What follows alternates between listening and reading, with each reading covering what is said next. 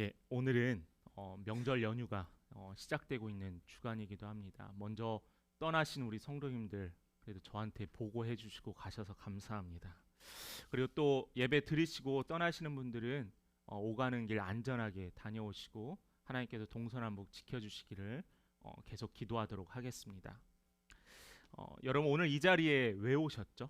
바로 예배를 드리러 오셨습니다. 예배의 자리를 사모하고요. 또 예배의 주인이신 하나님께 영광을 돌리기 위해서 이 자리에 우리가 시간을 내고 발걸음을 걷고 준비한 예물을 들고 이 자리에 왔습니다. 우리의 이러한 모습에 저는 확실한 것은 하나님께서 기뻐하신다는 거예요. 하나님께서 우리의 노력을 기뻐 받아주신다는 겁니다. 이 시간에 드려지는 예배를 지금 우리가 주일 예배라고 하죠. 주일 예배를 공적 예배라고도 합니다. 공동체 예배 또는 공적 예배라고 합니다. 공적 예배는 뭐가 있을까요? 오늘 방금 지금 우리가 드리고 있는 주일 예배가 있고요. 한국교회에 있는 수요 예배, 금요 예배, 새벽 예배, 또 구역 예배, 기관 예배. 예배의 종류들이 공적인 예배들이 상당히 많습니다.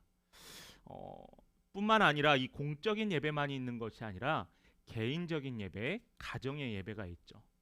저희가 아직 성도님들에게는 막 강요하거나 권면하진 않지만은 저희 주보에 보면은 가정 예배의 말씀의 나눔들이 있습니다. 여러분 가정이 회복돼야지 믿음 생활이 가능합니다. 우리의 자녀들이 교회 교육부서에 맡겨놔서 아이들의 믿음이 잘 자라는 것만이 아니더라고요. 부모의 믿음과 신앙을 보고 자라는 게 가장 크다라는 겁니다. 그렇기 때문에 가정 예배가 있고요, 개인의 예배가 있습니다. 또 뿐만 아니라 자신의 삶을 통해서 하나님께 예배드리는 우리 젊은 세대들도 있습니다. 제가 얼마 전에 한 활동하는 페이스북 사이트에서 하나를 봤는데 이 목사님께서 일을 하시는 목사님이세요. 우리를 이걸 줄여서 일목이라고 하거든요. 일목의 목사님이 택배 업무를 하시는데 교회 택배 업무를 하시면서 이제 택배를 전달하면서 사람들의 표정과 반응과 말에 대해서 글을 써놓으셨어요. 근데 이 목사님이 참 안타깝다라는 거예요. 문 앞에 교패가 있는데 쌀쌀맞게 하거나 사람을 무시하는 듯한 말들을 너무나 많이 듣고 있다라는 겁니다. 삶의 예배가 다른 게 없더라고요. 내가 삶에서 하나님께 예배드리는 그 모습을 보여드리는 것, 향기를 내는 게 바로 삶의 예배라는 겁니다.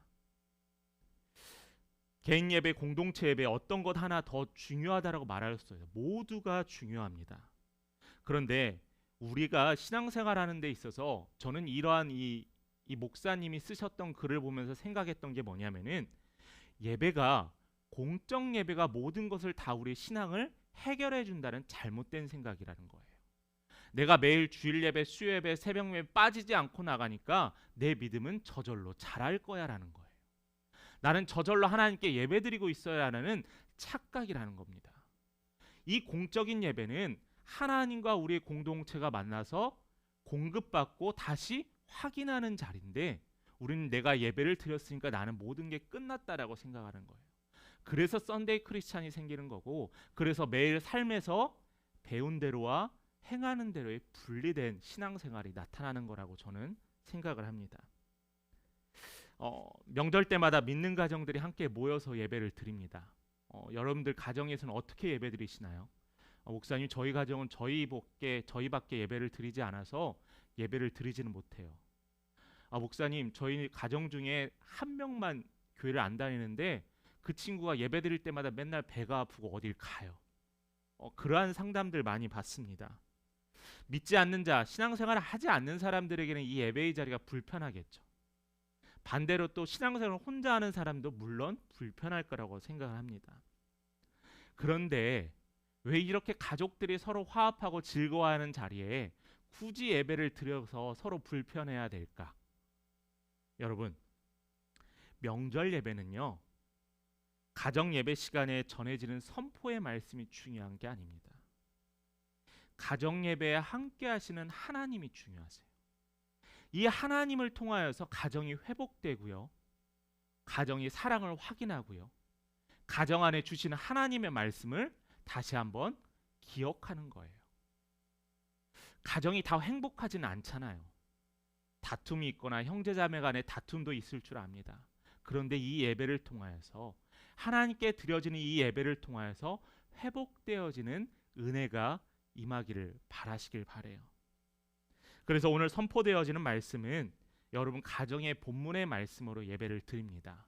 이 본문의 말씀을 통하여서 조금 더 풍성하고 또한 이 말씀이 주시는 의미가 무엇인지 한 번 더 듣고 생각하고 나눈다면은 여러분들 좋은 설교자가 될 수 있을 거예요.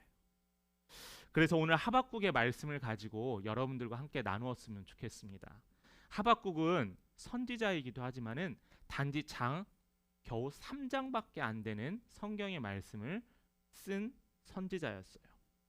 첫 번째로 우리 16절 말씀을 함께 같이 봉독하도록 하겠습니다. 16절입니다. 시작. 내가 들었으므로 내 창자가 흔들렸고 그 목소리로 말미암아 내 입술이 떨렸도다. 무리가 우리를 치러 올라오는 환난 날을 내가 기다림으로 썩이는 것이 내 뼈에 들어왔으며 내 몸은 내 처소에서 떨리는도다. 자, 여러분 여기에서 보시면 환난이라는 단어가 나옵니다. 이 하박국 선지자는 환난 가운데 하나님께 감사를 드렸다라는 거예요. 우리가 지금 모든 사람이 전 세계에 있는 사람이 똑같은 환난을 겪고 있어요. 바로 코로나 팬데믹이라는 거죠. 그런데 이 위기가 거의 2년이 되어가는 이 시기에도 해결될 기미가 없어요. 저는 성도님들의 민낯을 보고 싶습니다. 화장한 민낯을 보고 싶어요. 근데 우리 계속 마스크 쓰고 있잖아요. 식사도 못 하잖아요. 얼마나 안타까운 현상이에요. 제가 얼마 전에 이야기했듯이 저희 교회 성도들과 다 같이 식사하는 게 저의 소원입니다라고 했는데 곧 올 거라고 저는 생각을 합니다. 그런데 이 팬데믹 사태에 단지 그냥 우리가 마스크를 쓰고 또한 거리 두기만 하는 것이 아니라 경제와 사회, 문화 모든 현상들이 급변하게 변화되게 되었어요. 대면 수업을 하고요. 또한 대면으로 대면 예배가 아닌 온라인으로 예배를 드립니다. 온라인으로 성경 공부도 하고요. 유튜브가 이렇게 활성화되거나 줌이 이렇게 활성화될 줄 몰랐습니다. 물론 우리나라도 이러한 변화에 적극적으로 대응했어요. 다른 나라에 비해서 양호하였을지 모르지만은 그러나 분명한 아픔의 소리들은 있습니다. 자영업자나 소상공인은 아픔의 소리를 내고 있어요. 물론 취약계층도 더욱더 힘들어하고 취업을 앞두고 있는 청년 계층들은 더욱더 힘들어하고 있습니다. 코로나 확진자의 수에 따라 4단계의 시간이 거의 3달여의 시간이 가고 있는데 여러분 이 환란에 무엇을 선택할 수 있겠어요?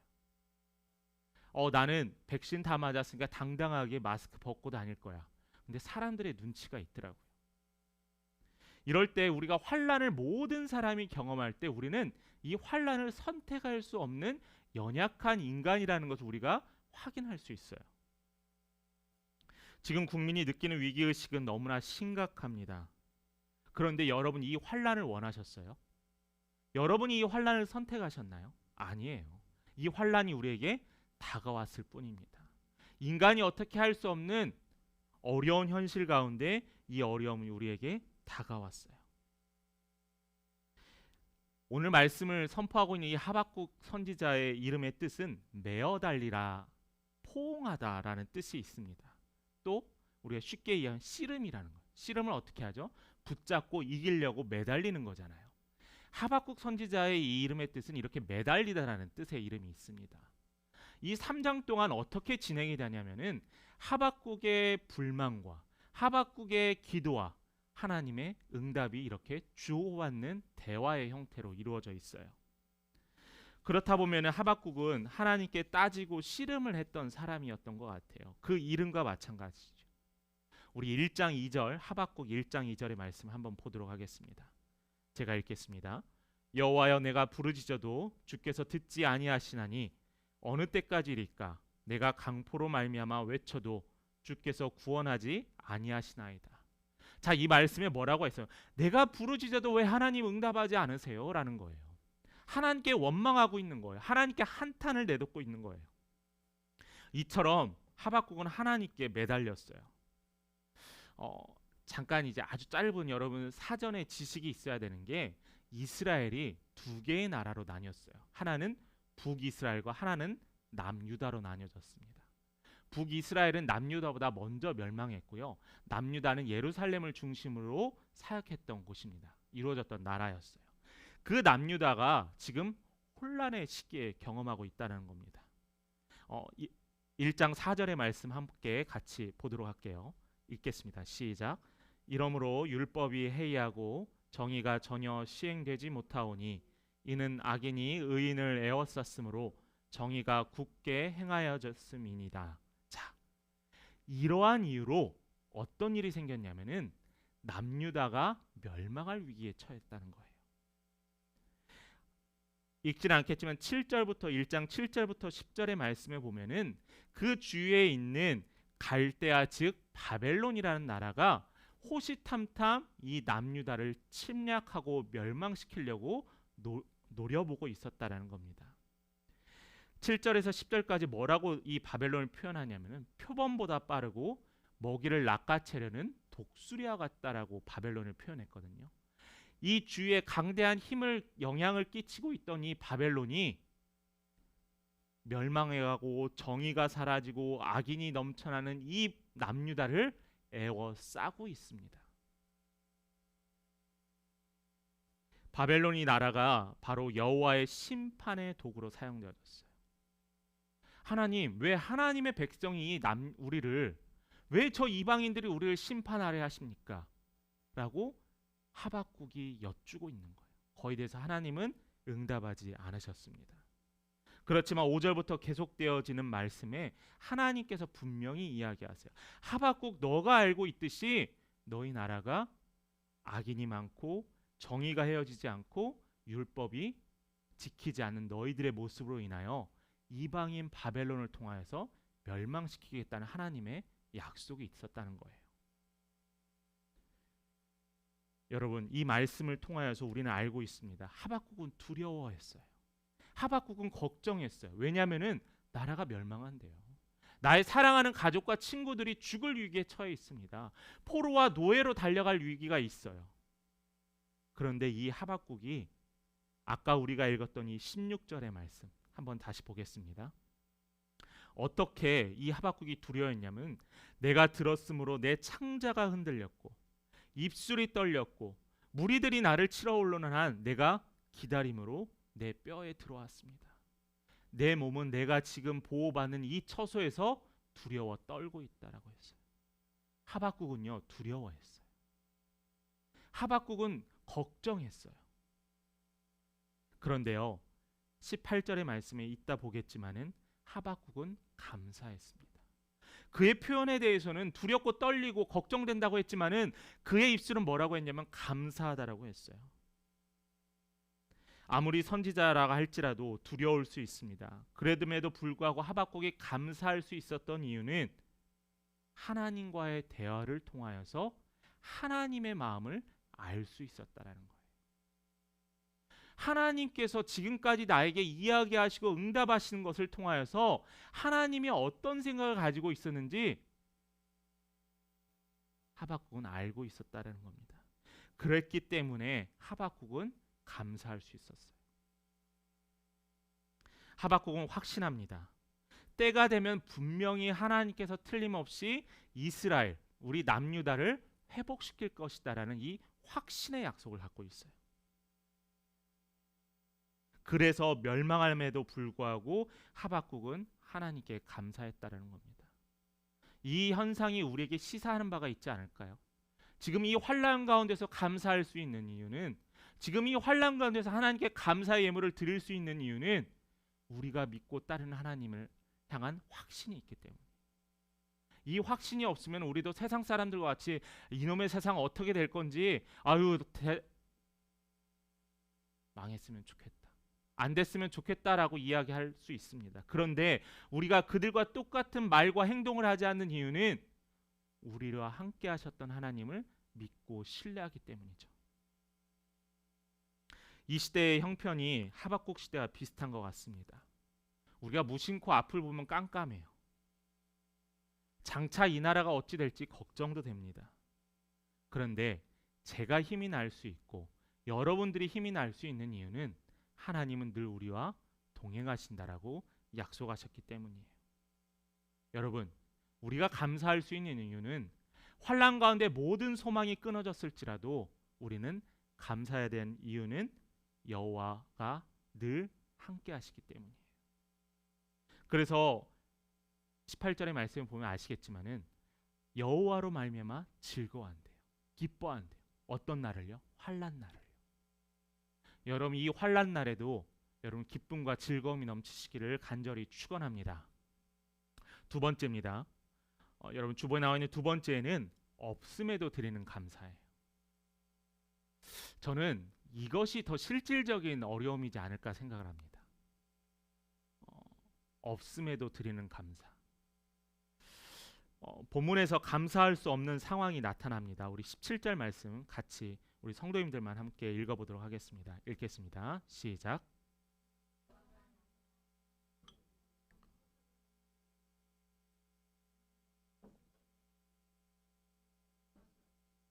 우리의 양이 없으며 외양간에 소가 없을지라도 자, 없대요. 아무것도 없대요.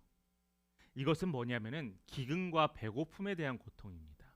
내가 사치스러운 차나 사치스러운 고급 낙타가 그 당시의 것이 아니라 내가 지금 배고파서 소유할 것 그 어떤 것도 없다라는 거예요. 절망이죠. 여러분이 방금 읽은 17절의 본문의 말씀에 없다라는 의미가 무려 6번 나와요.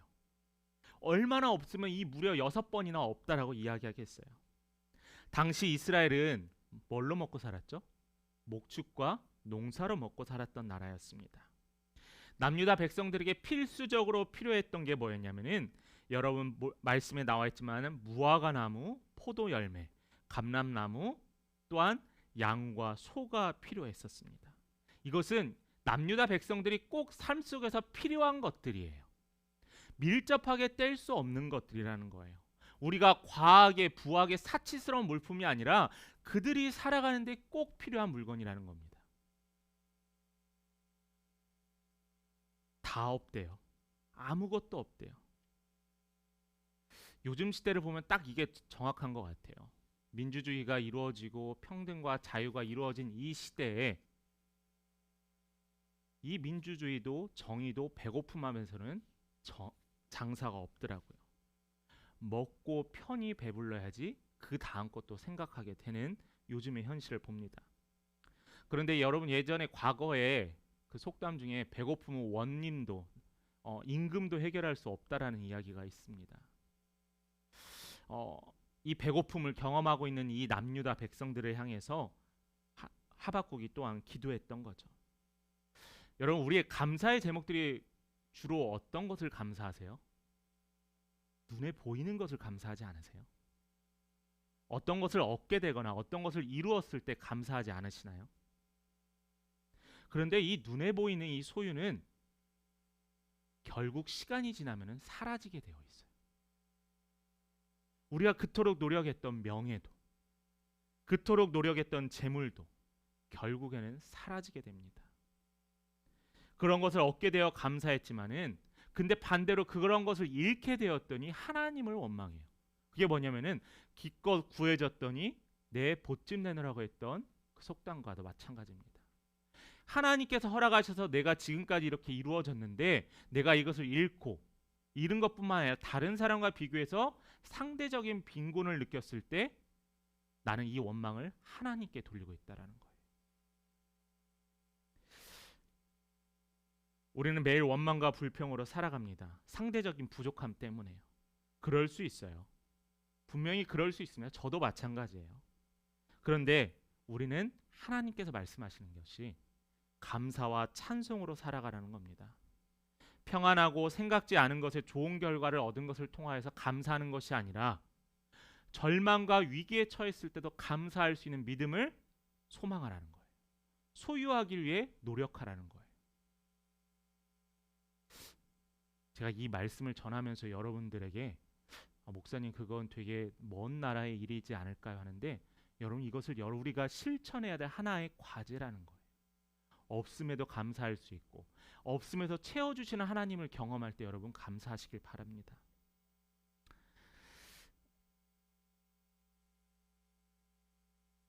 누구나 할 수 있습니다. 많은 것을 소유했을 때 감사할 수 있는 건 누구나 할 수 있어요.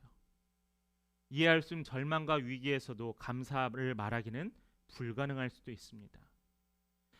믿음이 연약한 성도들에게 저는 이러한 상황이 일희일비하는 적을 많이 봤어요. 믿음이 모든 것이 잘 풀리는 경우에는 하나님께 너무나 감사하고 매달립니다. 근데요, 그렇게 매달리고 신앙생활도 열심히 하고 교회에 각 예배도 참석하다가 삶이 꼬일 때가 있는데 그때는 하나님을 외면해요. 하나님에 대한 신뢰가 떠납니다. 그래서 결국 믿음의 여정을 놓쳐버리는 계기가 될 수도 있습니다. 여러분, 어려움 앞에서 감사를 고백하는 건 너무나 힘들어요. 세상을 바라보고 매일매일 하루하루를 직장에서 사회 터전에서 처절하게 힘들게 살아가는 여러분들에게는 정말 먼 세상의 일일 수도 있습니다. 기대했던 것이 무너질 때, 우리가 가진 것을 다 빼앗겼을 때 당황할 수도 있어요. 그런데요, 우리는 하박국이 처한 상황보다는 낫다라는 거예요. 하박국은 어땠어요? 소유의 문제가 아니에요. 생명의 문제예요. 가질 수가 없었어요. 내 모든 것들을 가질 수 없는 이 상황이었습니다. 그런데도 이 하박국은 하나님께 감사했어요. 남유다 백성들이 기근에 고통스러워했지만 하박국이 감사했었던 이유는 그 기쁨의 근원이 하나님 자체였기 때문이에요. 하나님이셨기 때문에 그 감사가 나올 수 있었던 거예요. 하박국은 기근임에도 하나님 때문에 기뻐하고 즐거워한다라고 고백했던 겁니다. 그 이유는 다른 게 없어요. 바로 하나님이었다는 거죠. 마지막 세 번째입니다. 우리 18절 말씀 함께 같이 읽어볼까요? 18절의 말씀입니다. 시작. 나는 여호와로 말미암아 즐거워하며 나의 구원의 하나님으로 말미암아 기뻐하리로다. 자, 이 모든 첫 번째 16절과 17절의 이 환난과 기근의 고통을 감사할 수 있었던 이유는 바로 18절에 나와 있는 여호와로 인하여 감사하다는 거예요. 특별히 하나님의 구원에 감사하다는 겁니다. 여러분, 하나님을 맨 처음 만나고 경험하셨을 때, 하나님이 나를 구원하시고 나를 사랑한다라고 고백하셨을 때, 그때는 얼마나 감사가 넘쳤나요? 근데 이 감사의 유통기한이 있더라고요. 유통기한이 지나더니 그 시간이 점점 짧아져서 점점 그 감사를 잃어버리고 말았어요. 하박국이 이런 어려운 상황 가운데서도 감사할 수 있었던 것은 나라가 번성해서도 무화과 나무가 또한 포도 열매가 감람나무 열매가 양과 소가 점점 풍요로워져서가 아니라 구원의 하나님이 나와 함께 하신다는 거예요. 여러분, 찬양도 있잖아요. 무화과 나무 잎이 마르고 감람나무 열매 멈추고. 여러분, 이 찬양의 가사가 감사할 수 있었던 것은 구원의 하나님이 나의 힘이 되신다는 거예요. 구원의 하나님이 여러분들과 동행하신다는 거예요. 잊지 않고 계신다는 거예요. 우리 가정을, 우리 교회를, 내가 지금 일하고 있는 이 터전을요. 그랬기 때문에 우리가 감사할 수 있었던 거예요. 금요일 새벽에 혼자 새벽 예배를 드리게 됐습니다. 참여하신 분들에게 뭐라고 하는 건 아니고요. 아내도 아프고 우리 또 같이 참석한 집사님도 힘드셔서. 근데 예전에는 그랬어요. 이제 예배 시간이 다 됐는데 왜 문소리가 안 나지? 저희 교회 문이 사람이 들어온지 안 들어온지 알 수 있는 문이거든. 아내가 이제 집에 가서 왜 여보 나를 디스하느냐, 나올 때는 한 번도 얘기를 안 하다 안 나오니까 얘기를 하는. 근데 저는 그 얘기를 하고 싶은 게 아니라 다른 때는 뒤를 쳐다보는 왜 안 오지라는 생각을 했었는데 이번 금요일에는 감사하더라고요. 유난히 이 감사의 설교를 준비하면서 그랬을지는 모르겠는데 그냥 그 시간이 감사하더라고요. 불 다 끄고 음악 들으면서 찬양 들으면서 기도하고 있는 저의 이 시간이 너무나 감사하더라고요. 예전에 부목사 때 차량 운전을 하고 새벽 예배에 와서 새벽 예배를 드리고 다시 차량 운전을 했던 때가 있었습니다. 부목사들, 부교육자들은 항상 잠이 부족했었어요. 예배를 드리다 보면은 좋을 때도 있고 아예 푹 잘 때도 있습니다. 그래서 같이 동역자들끼리 차량 운전으로 가야 되는데 자고 있으면은 몰래 깨우기도 했어요. 여러분, 저는 근데 피곤해서 졸거나 피곤해서 예배 시간에 자는 것도 저는 행복하다고 생각을 해요. 왜 목사님이 기도하시면 조세요? 뭐라고 할 말이 없어요. 그런데 저는 기도하러 그 시간에 온 것 자체가 하나님께 감사합니다. 아무도 없지만은 이 시간에 기도할 수 있고 하나님과 대화할 수 있는 이 시간이 감사하다라는 거예요. 이것이 얼마나 감사해요. 예배를 받으시기 원하시는 하나님이 혼자인 저에게도 이렇게 함께인 우리에게도 늘 같이 해 주신다는 겁니다. 그렇기 때문에 우리가 감사할 수 있는 거예요. 저는 하나님이 무엇을 해주셔서 기뻐서 감사하지 않으려고 합니다. 저는 사랑하는 사람이 옆에 있는 것 자체가 감사할 때가 있잖아요. 내가 너무나 사랑하고 나를 너무나 사랑해 주신 하나님이 내 옆에 있는 것 자체만으로도 감사하잖아요. 그런데 하나님은 그냥 보시고 내가 힘들거나 기근이나 환난 가운데 있더라도 나를 놔두시고 내버려 두시는 것이 아니라 하나님께서 나와 함께 계시고 있잖아요. 그렇기 때문에 감사하다는 겁니다. 18절 말씀 함께 같이 우리 기도하는 마음으로 한치 읽어보도록 하겠습니다. 읽겠습니다. 나는 여호와로 말미암아 즐거워하며 나의 구원의 하나님으로 말미암아 기뻐하리로다. 우리가 하박국 선지자가 기뻐하고 즐거워할 수 있는 것은 구원의 하나님을 알았기 때문이에요. 나중에 남유다를 회복시켜 주시고 예루살렘 성전을 회복시켜 주시는 그 먼 이야기가 아니라 지금 당장 나와 함께 하시는 하나님이 구원의 하나님으로 말미암아 내가 즐거워한다라는 거예요. 저는 교회 다니는 여러분들이 미소가 넘쳤으면 좋겠어요. 저 사람만 보면 왜 이렇게 인상이 쓰고 있는 거야? 교회 다니는 분은요, 인상이 좋아야 합니다. 배달 음식 시켜 먹을 때 저는 웃으면서 물건을 받습니다. 왜냐하면 저희 집 앞에 교회가 있기 때문에. 그분이 느끼시든 안 느끼시든 중요하지 않아요. 이 집은 물건 받으러 오신 이 남자는 항상 웃고 있네. 그것도 하나의 복음의 전달이 아닐까 생각을 합니다. 상황이 바뀌어서 즐거워했던 하박국이 아니었습니다. 그 말은 뭐냐면은 우리가 즐거워하고 기뻐하는 이유는 단 오로지 한 분, 구원의 하나님이라는 거죠. 하나님께서 우리에게 구원하시기 위해서 어떻게 하셨나요?